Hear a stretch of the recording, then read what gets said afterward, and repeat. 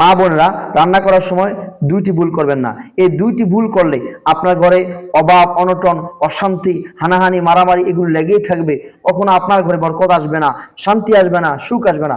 অধিকাংশ মা বোনেরা এ রান্না করার সময় যে মারাত্মক দুটি ভুল করে, যে দুইটি ভুল করা হাদিস এবং কোরআন অনুযায়ী একদম নিষিদ্ধ। এক নাম্বার, অনেক মায়েরা রান্না করার সময় গান শুনে রান্না করে। অনেক মায়েরা রান্না করার সময় আপনার মিথ্যা কথা বলে, গীবত, শিকায়ত করে। অর্থাৎ এই রান্না করার সময় পাপের মধ্যে তারা জড়িত হয়ে যায়। এটা করা যাবে না কোনোভাবে। গীবত, শিকায়ত, মিথ্যা, এরপরে হচ্ছে আপনার গান বাজনা, এগুলো থেকে দূরে থাকতে হবে।